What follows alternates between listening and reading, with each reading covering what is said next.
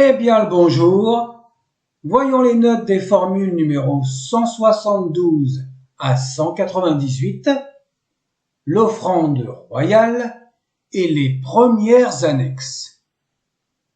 Note numéro 206. Le paragraphe 101a indique le verbe ouden, présenter, avec le déterminatif M11D. C'est un nouveau hiéroglyphe et c'est une variante du M11. Note numéro 207. Voyons ce paragraphe 101b.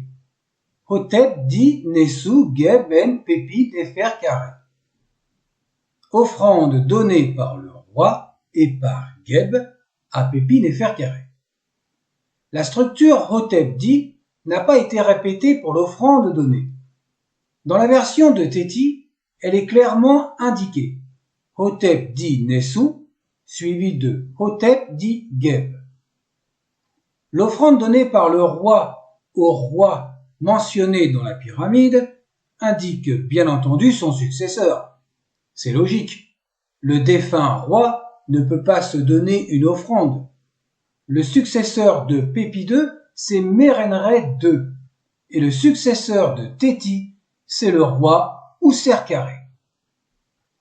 Note numéro 208. Le terme henket signifie la donation en offrande. Il est noté au paragraphe 101c, avec une graphie différente par rapport aux autres précédemment vus. Le premier signe, c'est le D39, avec la valeur trilitaire Henek, mais également la valeur quadrilitaire Henket. Les trois vases expriment un pluriel pour ce terme, ayant la valeur d'un collectif pour désigner Henket, les offrandes. Le déterminatif est le V97. C'est un panier pour les offrandes funéraires, fait de roseaux et muni d'un couvercle en cuir. Ce panier renferme toutes les offrandes qui étaient portées dans les mains ou sur la tête. C'est un nouveau hiéroglyphe, vous l'avez deviné. Dans la version du souverain Téti, il est noté en plus avec le X1 pour le complément phonétique. Note numéro 209. Le paragraphe 101D se termine dans la version du roi Téti avec le hiéroglyphe O85A. Note numéro 210. Le paragraphe 101F mentionne l'offrande Abet, les céréales Abet qui ne sont pas identifiées.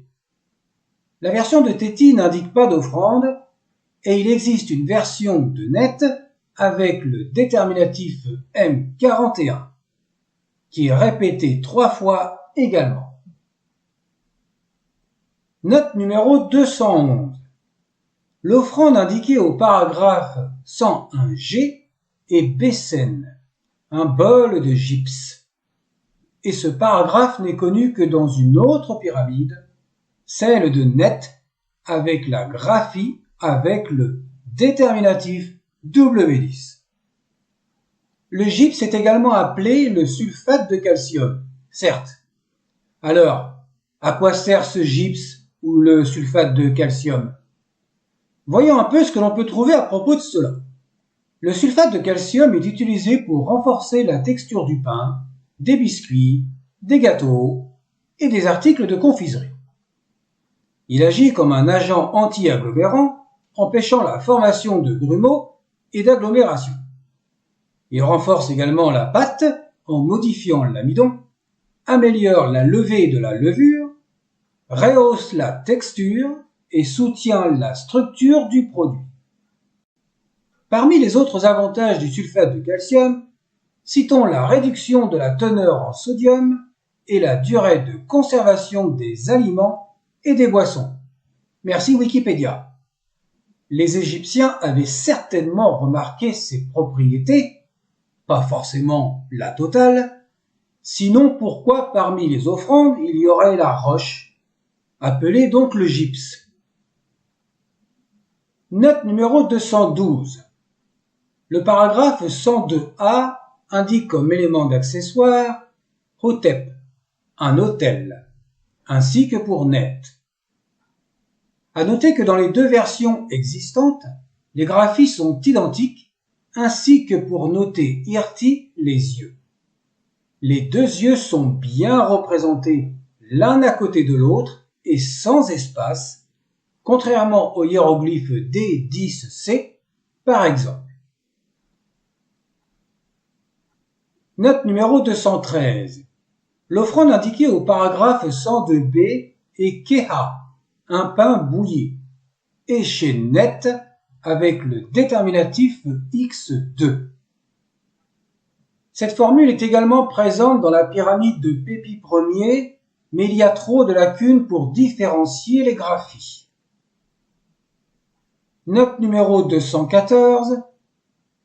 Nous retrouvons les deux yeux, IRT, au paragraphe 103A comme au paragraphe 102A cité précédemment.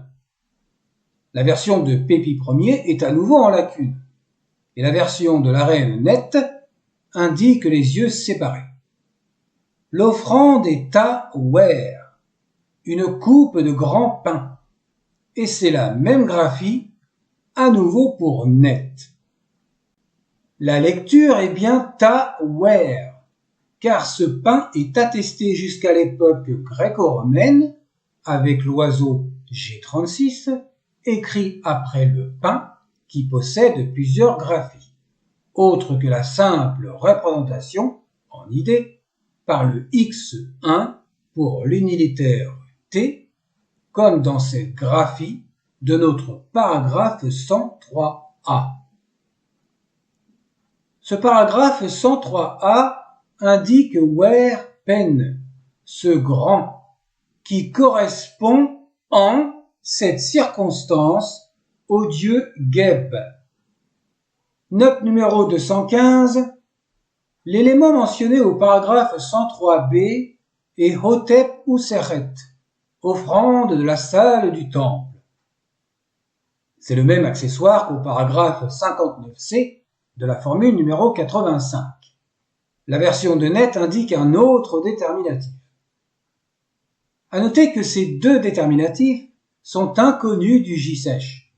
Ce sont des graphies du R3. Et le reste du paragraphe est en lacune, ainsi que pour l'autre attestation dans la pyramide de Pépi Ier avec l'accessoire. Note numéro 216. La version du paragraphe 103c est parcellée pour le souverain Pépi Ier à nouveau. Celle de Net est en lacune au début et l'offrande est notée pour le pain avec les hiéroglyphes X1 et le X2b. Note numéro 217. Le paragraphe 98b de la formule numéro 165 indique l'offrande Babat et Bat pour les bols de céréales. L'offrande est la même que le paragraphe 104a qui nous concerne avec la version de Net et pour Pépi 2 avec le W10. Il n'y a pas d'autre version dans les autres pyramides, comme par exemple pour Pépi Ier. Note numéro 218. Les offrandes du paragraphe 98d ainsi que les graphies sont les mêmes que notre paragraphe 104b. Note numéro 219. Celles du paragraphe 99d sont les mêmes que notre paragraphe 105a, les amandes de terre. Le paragraphe 105a indique deux graphies différentes avec Pépi 2 et avec la souveraine Net. Note numéro 220. Le paragraphe 105b indique en offrande Hebet 2, deux boissons Hebet avec le chiffre 2 en lacune. Cette boisson est non identifiée et elle n'est recensée que dans ce paragraphe pour Pépi 2. La version de Net indique Henket 2, avec simplement 2 cruches de bière. On peut supposer que le graveur ne connaissait pas cette mystérieuse boisson, Hebet. Note numéro 221. Le paragraphe 106a mentionne une autre bière appelée Tchenem, dont l'identification demeure inconnue. À noter que le hiéroglyphe W62, utilisé en déterminatif, peut avoir, semble-t-il, la valeur militaire IN, comme indiqué à la note 94 de la vidéo 222. La version de Pépi Ier est parcellée, et celle de la version de la reine Net indique le déterminatif en lacune. Note numéro 222. L'offrande Irep Meho du paragraphe 106b est la même ainsi que la graphie que le paragraphe 92b. La version de Net est identique à celle de Pépi II et celle de Pépi Ier est également parcellée comme au paragraphe 106a. À noter que la phrase « Ouvre ta bouche pour cela » est la même que le paragraphe 92a. C'est un copier-coller en quelque sorte. Bon allez, on arrête ici pour la première partie, j'ai soif, et dans la prochaine, la suite et la fin. À bientôt!